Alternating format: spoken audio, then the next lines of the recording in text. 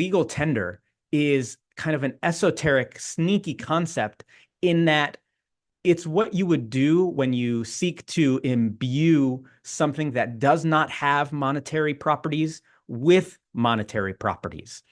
You would never need a legal tender law if you were transacting in gold and silver because people know gold and silver are money. Exactly right. It's only when you start introducing fraud and counterfeit to the system that you have to create a legal function that forces people to accept and transact in that, in which they otherwise would not. Tuesday, February 25th, 2025, Maneco 64, home of alternative economics and contrarian views. Today, I have the pleasure of speaking with the executive director of the Sound Money Defense League. We spoke with JP Cortez in October, and a lot has happened since then in terms of gold, money, and everything else. So, welcome back, JP. How are you? I'm doing great, Mario. Thank you for having me back on. It's great to be here with you. You're welcome.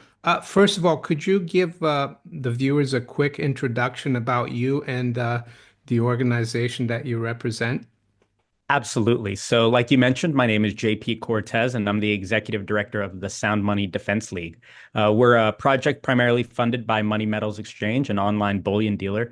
And we are the nation's leading public advocacy group for legislation pertaining to gold and silver.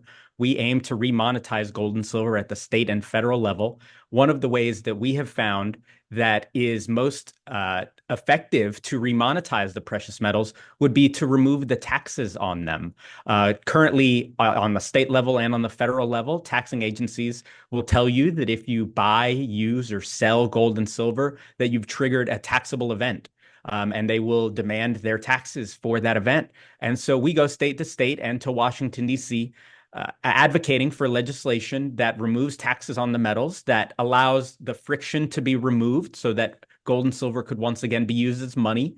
Recently, we've also been specializing in legislation that reaffirms gold and silver as legal tender, so their status as constitutional money.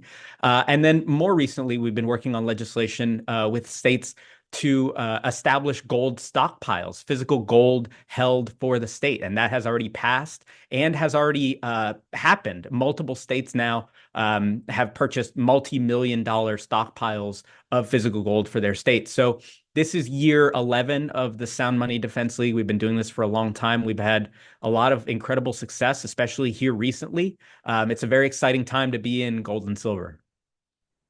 I agree 100%. And you spoke about stockpiling gold, states stockpiling gold reserves. Um, and that kind of coincides with all the talk now that the U.S.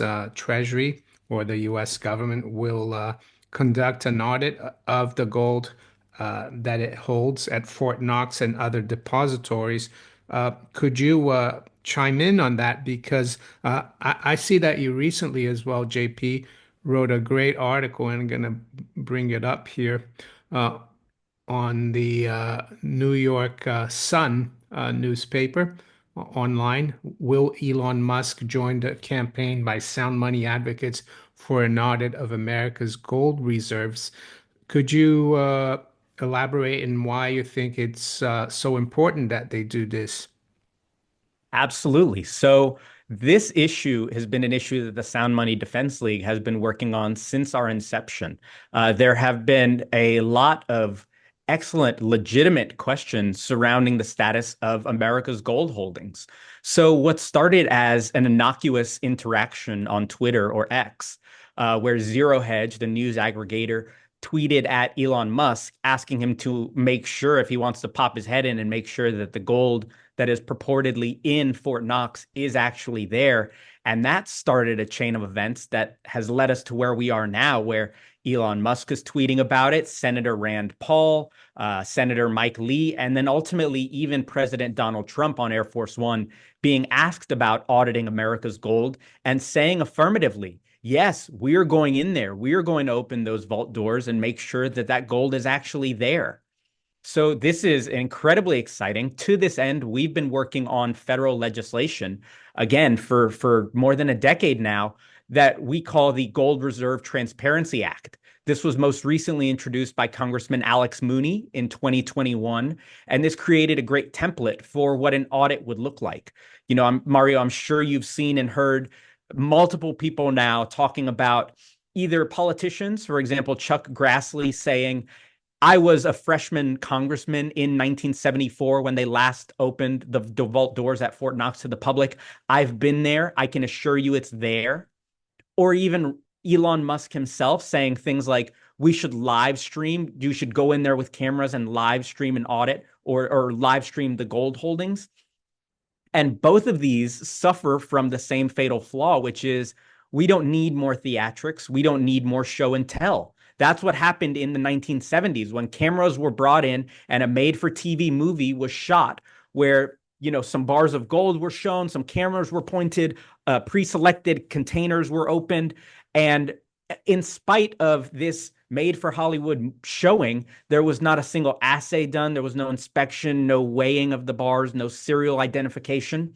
So these audits, quote unquote, that have taken place to this point have not been legitimate, comprehensive, or even credible audits. Going back to the 1970s, there are so many questions regarding even the seals. As you may know, as you may have seen, and this is Jan Nieuwenhuis, who is a gold researcher for Money Metals, who has spent years on this issue, talking about how the seal, there's a lot of legitimate questions surrounding seals being broken, seals being tampered with. And of course, as we know, auditing a seal is not the same as auditing the asset that's in the box. So if there are questions surrounding the seals and whether the box has been moved, we're not asking for another check of the seals. We want the box opened, the bars taken out, and every single one of these bars checked. Of course, physically inventory, checked for their weight and purity, but we want more than that as well. We want a transaction report. We want a full accounting of any encumbrances that might be on the bars. So the questions then are, one, who or is the gold there? When they open the doors at Fort Knox, will the gold be there? Personally, I think the answer is yes, the gold will be there. But more interesting a question than that is who owns the gold? If it's there, if it's in the United States and the United States owns it, has it been pledged? Has it been leased? Has it been swapped? Does the Bank of International Settlements own it? The World Bank, the IMF? Special drawing rights? There are so many questions around this gold that may have been used or encumbered or otherwise financially entangled in global transactions that are reported to have taken place over the last decades through repatriation of gold, gold moving in and out of the country's borders. There are a lot of great questions, and now we're here. We're closer than we've ever been to a legitimate and comprehensive audit. So it is so important that we not take our eye off the ball and settle for a world where Donald Trump himself is going and saying, no, I went to Fort Knox. I saw the gold on the shelf. I can confirm and I can guarantee that it's there, because that even President Donald Trump, even his word is not sufficient. We need a full audit, and no amount of, hey, it's there. I saw it myself. I assure you it's there will suffice. We need the audit. Yeah, and I think it should be an independent audit. It can't be a government institution. It needs to be, yeah, a private company not related to the government. But one thing that I would say, sorry, yeah. No, I was gonna just to make that same point. I completely agree, and you're 100% right. And I think too, in this audit, a lot of these questions will be answered. But one of the questions too that is worth considering is any federal legislation moving forward at this point that's reintroduced can use the template that we worked with Congressman Mooney on, the Gold Reserve Transparency Act. But any future iteration of this bill should go even further to include the refining of the gold that does supposedly exist in Fort Knox. A lot of the gold that is stored in America's holdings, be it in Fort Knox or in deep storage all around the country, are what are called coin bars. This is gold that was seized, that was melted down, impurities and all. You're talking about 90 to 92% purity of gold. This does not meet the global standard for tradable gold. This is useless in a gold market. It's untradeable and it's not liquid. So a purity requirement, an upgrade over the next over the next several years is an important part to include in any upcoming iterations of this Gold Reserve Transparency Act legislation. Yeah, and the other thing I would say is that it's already really positive that the public consciousness is waking up to how important gold is, because I think the reason, uh, for example, first, the statutory price has been left at $42 and 22 cents, and second, the reason why they haven't bothered to do a proper independent audit is that they want to keep gold down and out of the headlines, to make sure that the paper dollar is still top dog. So I think the fact that even President Trump is speaking about this is really positive. But like you said, we have to stay vigilant as ever. The other thing I wanted to ask you is about revaluation. How do you see that? And do you think that might be related to Judy Shelton and her idea of a treasury trust bond, which would be gold back? And what's Mhm. your opinion on that? Do you think that's a step, like a step in the right direction towards going back to uh, gold and silver money? I do think that that's a step in the right direction. I think generally Judy has been one of few voices within the government. Dr. Shelton's background is really interesting in that the Federal Reserve today, the Federal Board, and the thousands of PhDs that the Federal Reserve employs, these are people that come from a very unique elite uh, fabric. These are people that got their PhDs at the top institutions. These are people that are entrenched in the elite mindset, the Keynesian mindset, understanding of what modern economics is. It comes from the same school of thought, every single one of them. It's a factory line, a pipeline between elite education program, elite economic programs that all are either doing MMT light or are doing modern Keynesian economics, deficit spending. All of those people are what currently employ or are what currently employed at the Federal Reserve. An introduction of someone like Dr. Judy Shelton, someone who got her PhD at the University of Utah, a great economics program, but decidedly outside of the Beltway and outside of what elite institutions typically teach. That sort of diversity of thought, even introducing that into a Federal Reserve system or a system, or rather a position where this person has say, is a massive sea change to what we've seen in the last several decades of what monetary policy should be. It's all been the same, cut from the same cloth, the same ideas over and over, just taking them further, right? Quantitative easing is just regular Keynesian economics turned up to volume 11. So a diversity of thought and an introduction in something like gold-backed treasury bonds. This speaks to how this administration is considering things that they haven't in the past. Even, that's just one example. Even the idea of, replacing the income tax with tariffs. We can argue about whether or not the math works, and personally, I don't think it does. But we're talking about an administration that's looking at things that have been on the battlefield at the forefront for a long time, and no one has ever taken the time to look at or consider. And I will tell you, I was not a huge proponent of Doge at the beginning, as far as I thought this was a government institution creating yet another government institution to examine government institutions.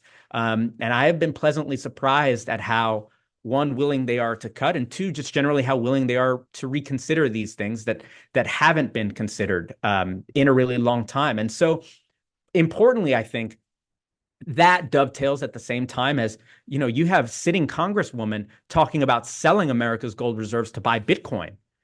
You have you're talking about people. These are ideas like minting $1 trillion platinum coins. All of these kind of harebrained ideas, they all first require an audit.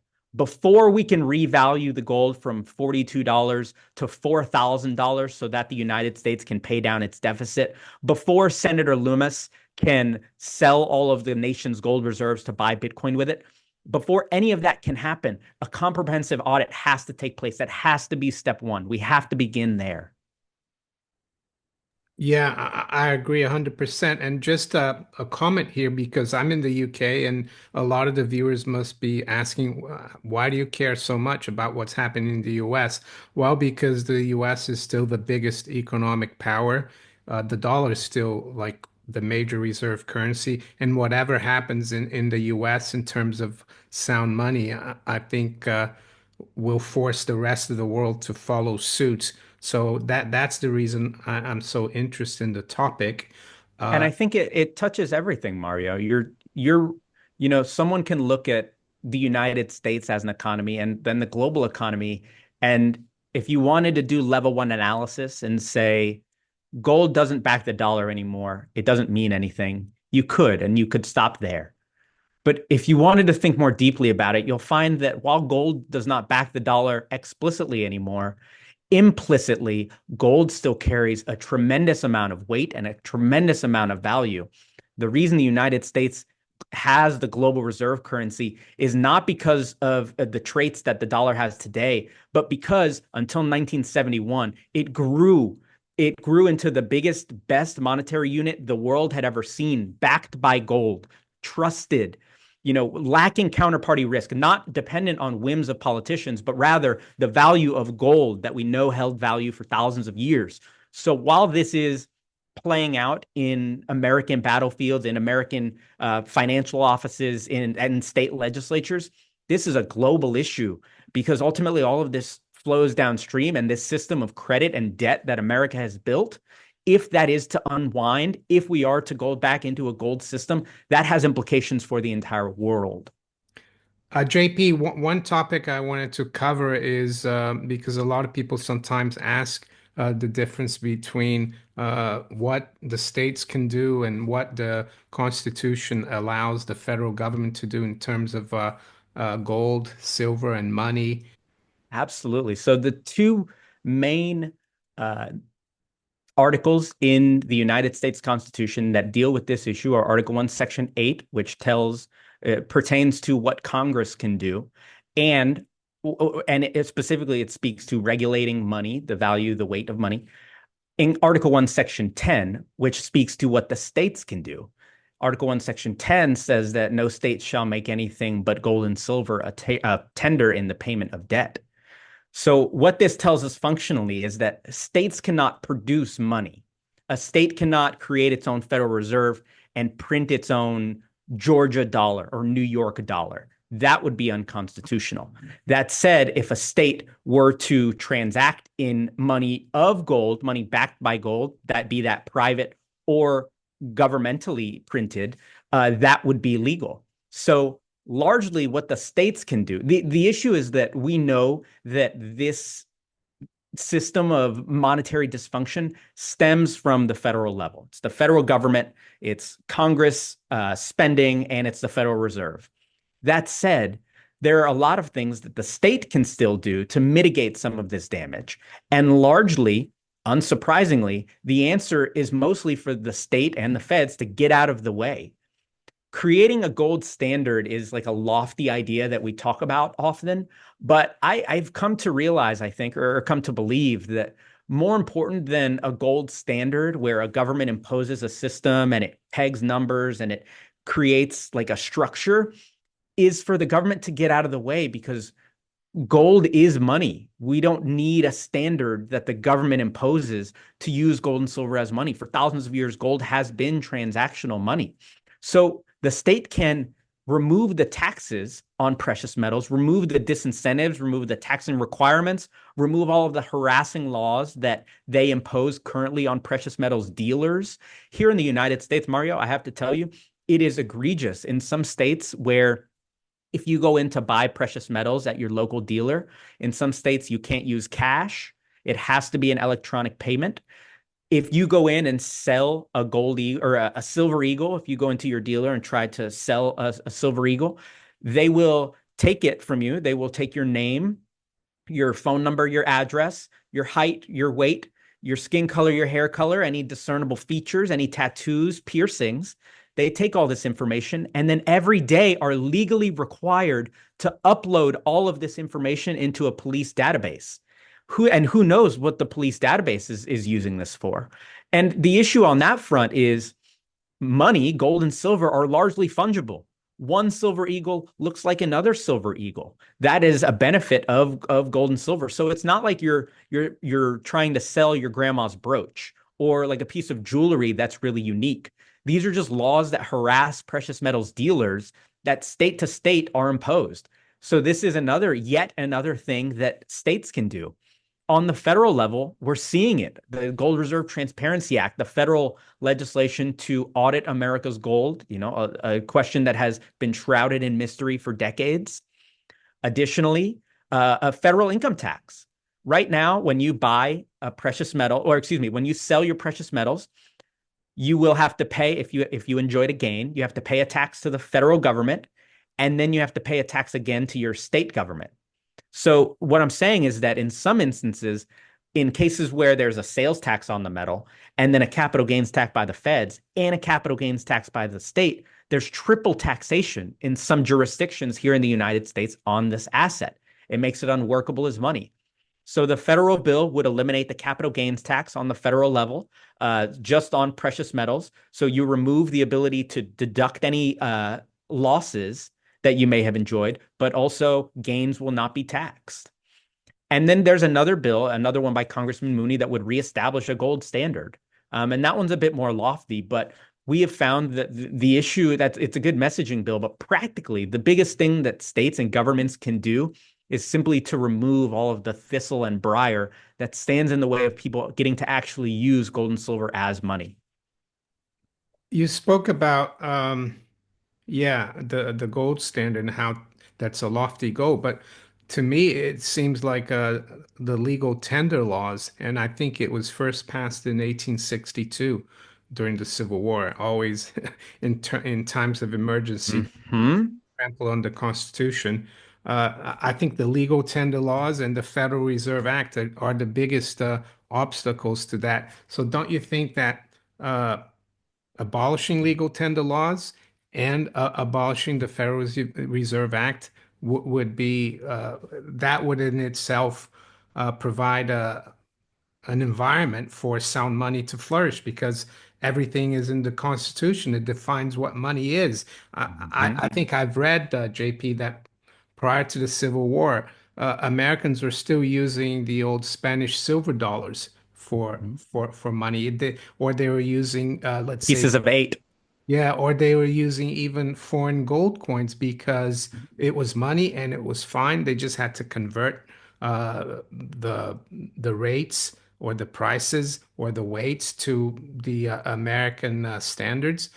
So yeah, do you think how realistic do you think that is? Because there's also talk now about auditing the Federal Reserve. Mario, you're hitting something on the head that is a little inside baseball. It's a little more nuanced, but I think is incredibly important. What you just said there about legal tender, you are 100% right. So we have been working on, and bills have been passed for decades now, or for at least for the last decade, declaring states that'll pass bills. For example, most recently, Louisiana this past year passed legislation saying gold and silver are legal tender. We knew that already. The United States Constitution already says that. And more importantly, gold and silver are money that we use them as transact. We would use them to transact if not for all of the disincentives to doing that.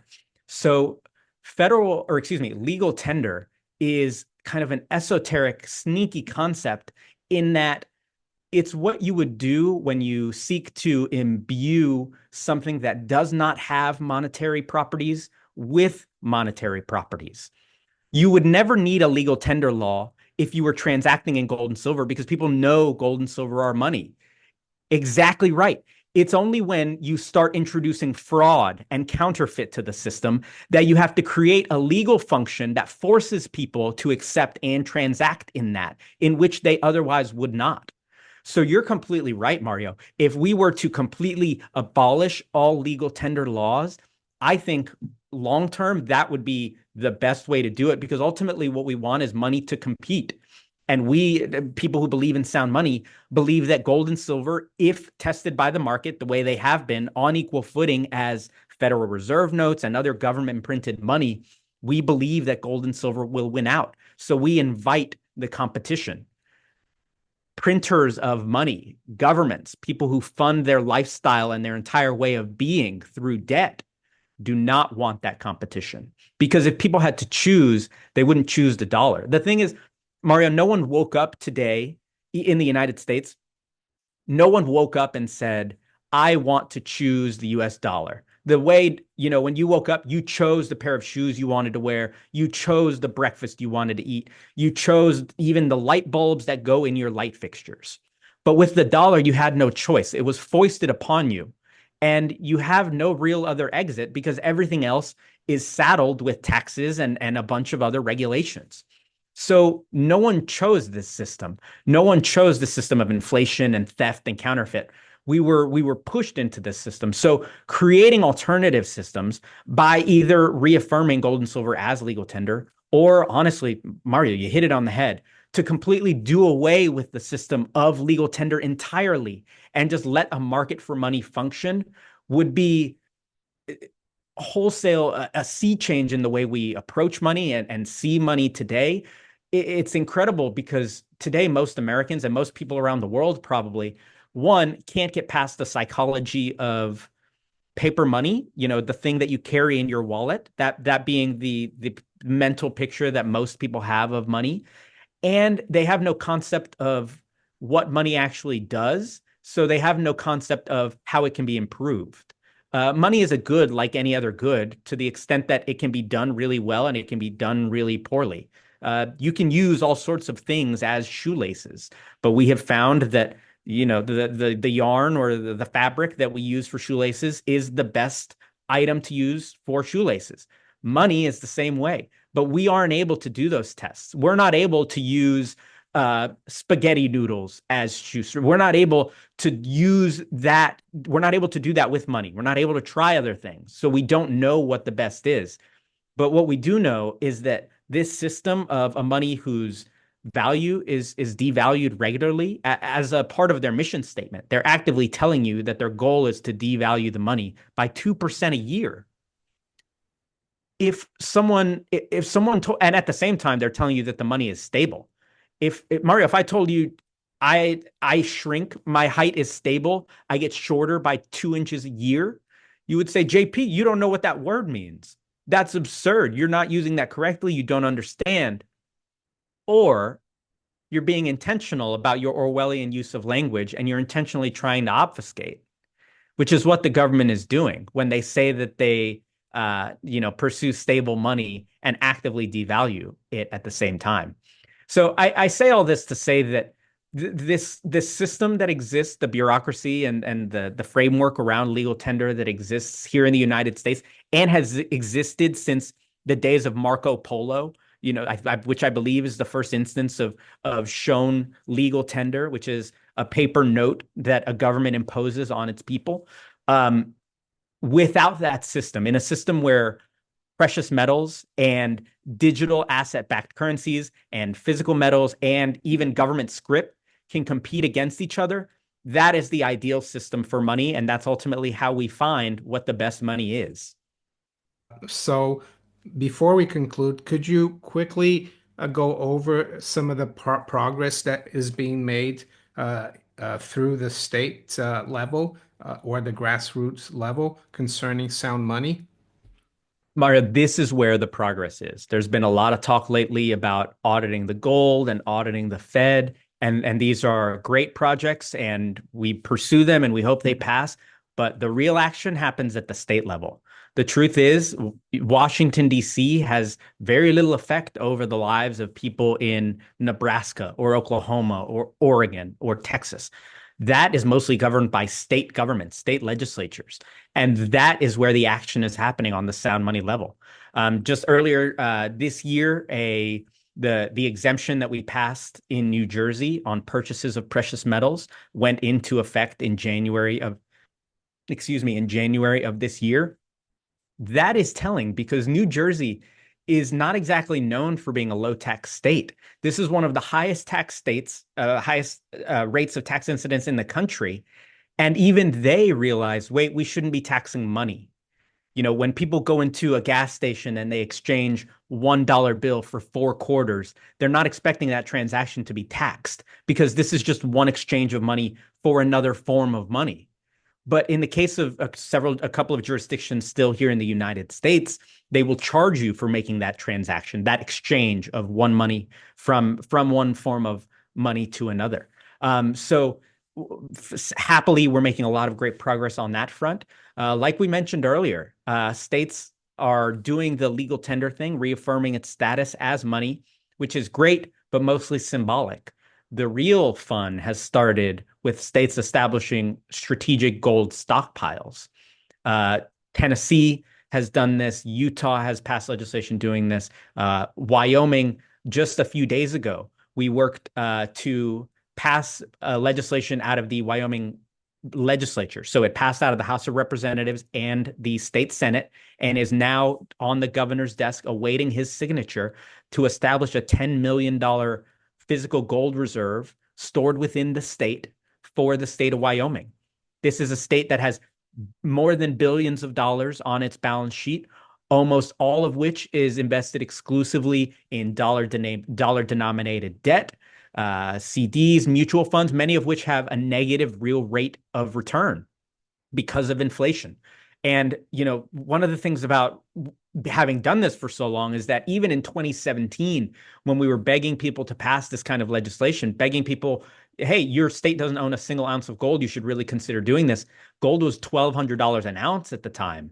Today, gold is approaching $3,000. And these financiers, the state treasurers, the board of investors, even the state legislators, excuse me, who laughed in many cases, laughed us out of the room, said, no, why would we do this? This is ridiculous. This is silly. These people were derelict in their fiduciary duty to the state. And now they're seeing, oh, we messed up. We need to buy gold and silver because counterparty risk more than ever is becoming understood. The harms of inflation are becoming understood. So, like I mentioned in Wyoming, there's a bill that passed out of the state legislature, is now pending with the governor. The state of Utah, I believe, as of last week, last I heard, has purchased just under $50 million of physical gold stored in Utah. This Tennessee has passed legislation empowering their state treasurer to invest state funds in physical gold. And of course, historically, the reason the Texas Bullion Depository of great fame, the Texas Bullion Depository, was even built was because Texas originally owned $1 billion of physical gold in its teacher pension fund. So Texas, and they have since actually sold that position. They no longer own any more physical gold, but they have the right. Their treasurer has the power to do it. Ohio currently owns about $1 billion of paper gold in ETFs, about $1 billion in their police and fire pension funds. So gold itself is becoming more integrated into state financial systems at the same time that states themselves are buying gold, individuals are buying gold. The United States is reaffirming that its gold stockpile is there. And countries all over the world, allies and adversaries to the United States, are actively increasing their gold stockpile. So gold itself is having a monetary revolution. Gold and silver, the constitutional metals, there's a renaissance. People are turning away from a system of decades of debt and fraud and counterfeit to coming back to honest money, money that's resistant to inflation, money that has no counterparty risk, money that's not dependent on the whims of politicians to determine its value. Wow, that's great, JP. Could you let the viewers know where they can find you, and also if there's any way to help the Sound Money uh, Defense League? Absolutely. Thank you so much for asking, Mario. And you have this pulled up right here. This page is exactly where you can find it. You can find the website at soundmoneydefense.org. On this page, you'll obviously see updates of all of state progress that happens throughout the legislative seasons throughout the years. Also, but right on this screen here is a little blue box where we ask you to enter your email and your zip code. The reason for that is because we structure our email list by zip code so that when there is active legislation happening in your state, I can send off action alerts to just the people that would be harmed or affected by this legislation. For example, just this morning, the state of Washington announced that they're holding a hearing tomorrow morning to impose a sales tax on purchases of precious metals. So what I do, in addition to contacting the legislators themselves, myself, and providing expert testimony, what I do is I take every single email that has a Washington zip code attached to it, and I send out an email to them, letting them know what the situation is, who the key members are, contact information, phone numbers, and emails, and even in many cases, a pre-written message that you just have to click here to email all the legislators. You click the button, you send the message to all of the members of the committee, the key deciders of that vote. And that's how you can participate. One of the things about, like I mentioned earlier, you don't have a lot of power in Washington, D.C., but you do in your state capital. And even 10, 20 people reaching out on any single issue is enough for legislators to take notice. So I encourage everyone to be an active participant in their legislature. Please help us be a soldier for sound money by signing up for these alerts. And you can find us on Twitter as well. My Twitter is JP Cortez27. The Sound Money Defense Leagues is Sound Money Def at Sound Money Def. And my email, my phone number is on the website. If you live in one of these states where you know the policies are not great and you would like to explore changing some of these policies, please reach out. I'm happy to work with anyone in the state to get this legislation off the ground and ultimately onto the governor's desk where it receives a signature and is signed into law. What's your dog's name? He on the profile there on Twitter. Thank you so much for asking. His name is Jackson. He turned 12 Yeah. just a few months ago. He's the best Rudy? dog there's ever been. Yeah, Rudy, look at him. Is that in honor of Andrew Jackson? It isn't. No, it's not. I hadn't. Yeah, Because that wasn't it. It was just he slayed the banks, didn't he? he did. Yeah, and of course, my dog Jackson is a huge proponent of sound money. He Yeah. believes, obviously, he is against counterfeiting, against fiat money. He is a true sound money advocate for our times. I'm sure Rudy as well. Oh yeah, he's the Silver Ranger. Uh, JP, we'll keep in touch and we'll follow what's going on and maybe talk again in the next few months or even before if things really change. And I'd like to thank you for your time and wish you all the best. You've got a great channel, Mario. Thank you for your work. Keep it up, and I hope to chat again soon. Thank you. Take care.